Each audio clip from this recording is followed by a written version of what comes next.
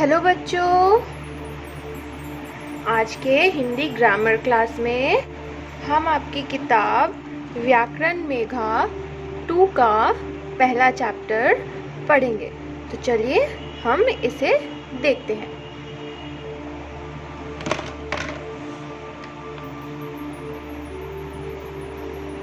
पहला चैप्टर है यानी कि पहला पार्ट है भाषा, बोली और व्याकरण। हमने यह पहले भी पढ़ा था, आज हम एक छोटा सा रिवीजन करेंगे। तो चलिए जल्दी से इसे रीडिंग कर लेते हैं। भाषा मूलतः ध्वनि संकेतों की एक व्यवस्था है। यह मानव के मुख से निकली अभिव्यक्ति है।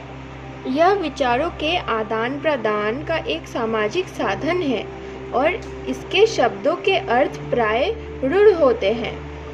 भाषा विचारों के आदान प्रदान का एक ऐसा समर्थ साधन है जिसके माध्यम से मनुष्य अपने विचारों को दूसरों के सामने प्रकट करता है और दूसरे के विचारों को समझता है। तो बच्चों, हमने इससे क्या समझा?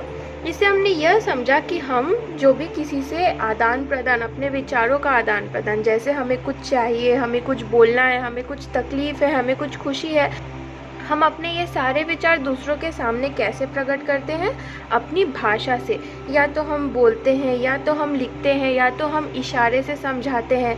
तो इसी को हम भाषा बोलते हैं, एक ऐसा माध्यम जिसके द्वारा हम दूसरों के साथ अपने विचारों का आदान प्रदान कर सके।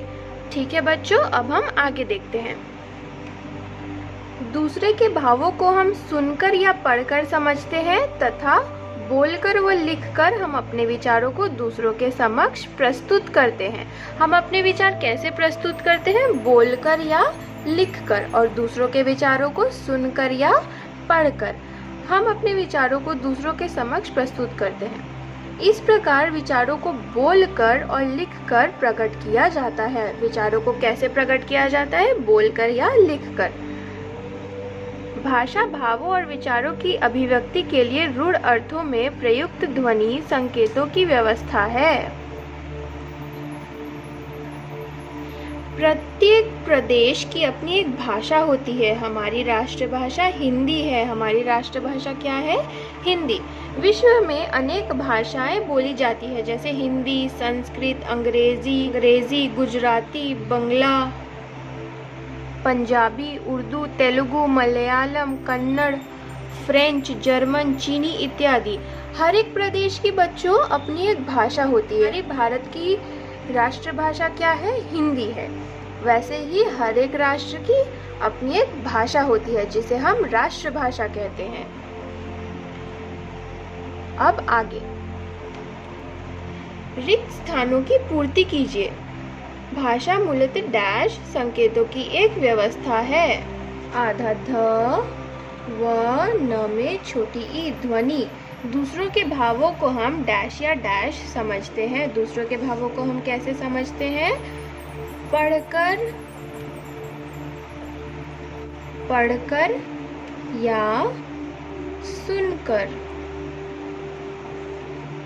डैश के माध्यम से हम अपने डैश को दूसरों के सामने प्रस्तुत करते हैं। भाषा के माध्यम से हम अपने विचारों को दूसरों के समक्ष प्रस्तुत करते हैं। हिंदी, संस्कृत, पंजाबी, चीनी, अंग्रेजी सभी भाषाएं हैं। भ में आ, श में आ, ए चंद्र बिंदु, भाषाएं। ठीक है बच्चों, यहाँ पर 3 प्रश्न दिए गए हैं जिनके उत्तर हम बाद में लिखेंगे। अभी मैं आपको बोल देती हूँ। भाषा क्या है? भाषा विचारों की अभिव्यक्ति का एक माध्यम है जिसके द्वारा हम अपने विचारों को दूसरों के सामने प्रकट करते हैं। अपने विचारों को हम दूसरों के सामने कैसे प्रस्तुत करते हैं? बोलकर या लिखकर। कुछ भाषाओं के नाम लिखिए। हिंदी, संस्कृत, अंग्रेजी, गुजराती, बंगला। तो बच्चों, अब हम पढ़ेंगे भाषा के प्रकार। भाषा कितने प्रकार की होती है? भाषा 2 प्रकार की होती है, मौखिक भाषा, लिखित भाषा। मौखिक मतलब मुंह से जो बोला जाए, ठीक है, जो बोला जाए उसे मौखिक भाषा बोलते हैं। लिखित भाषा जो लिखा जाए। आप आप इस शब्द से ही समझ सकते हैं मौखिक, मौखिक यानी कि मुंह से बोला हुआ, लिखित यानी कि लिखा हुआ। ठीक है बच्चों, तो अब हम आगे पढ़ते हैं। आमने सामने बैठे व्यक्ति परस्पर बातें करते हैं, या जब कोई फेरी वाला गली मोहल्ले में आवाज लगाकर अपना सामान बेचता है तो यह भाषा का मौखिक रूप कहलाता है। भाषा का मौखिक रूप क्या होता है बच्चों? बोलना। जब कोई भी व्यक्ति आमने सामने बैठते हैं तो हम लोग कैसे बातें करते हैं? बोलकर, है ना। हम तो लिख कर बातें नहीं करते। जब दो व्यक्ति आमने सामने बैठकर बातें करते हैं तब हम लोग बोलकर बातें करते हैं, तब हम लोग बोलते हैं। मुंह से बोली गई भाषा को मौखिक भाषा कहते हैं। मौखिक भाषा किसे कहते हैं? मुंह से बोली गई भाषा को मौखिक भाषा कहते हैं। अब हम लिखित भाषा देखते हैं।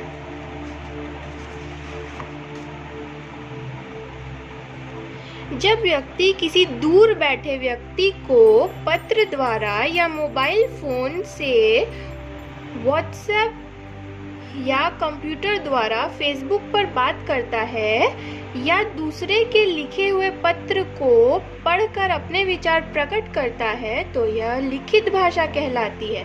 लिखित भाषा क्या होता है? जो हम लिखते हैं। हम एक दूसरे को कब लिखते हैं? जब हम दूर रहते हैं। अगर आप आसनसोल में हो और आपका कोई दोस्त या कोई परिवार वाला कलकत्ता में या कहीं और, दिल्ली या कहीं और हो, तब आप क्या करते हो? पत्र लिख कर भेजते हो या फिर हम मैसेज करते हैं, है ना। कंप्यूटर के द्वारा, फेसबुक के द्वारा, व्हाट्सएप के द्वारा हम लिखकर अपनी इच्छा प्रकट करते हैं। लिखकर अथवा पढ़कर।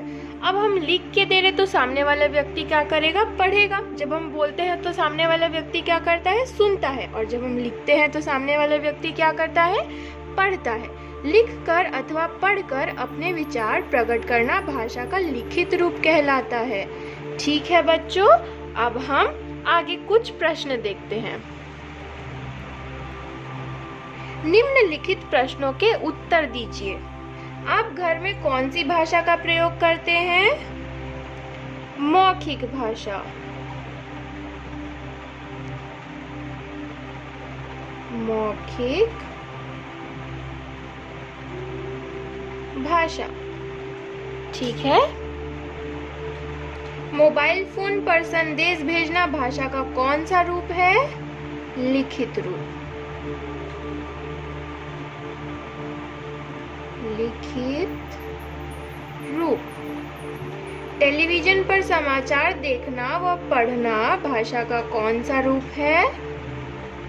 लिखित रूप। बच्चों, टेलीविजन पर हम दोनों भाषा का प्रयोग करते हैं। टेलीविजन जब चलता है तो हम सुनते भी हैं और जब उसके नीचे लिखा हुआ होता है हम उसे पढ़ते भी हैं। लेकिन यहाँ क्या लिखा है? देखना व पढ़ना। देखना व पढ़ना तो मौखिक नहीं हुआ, इसीलिए मैंने यहाँ पर लिखित रूप लिखा है।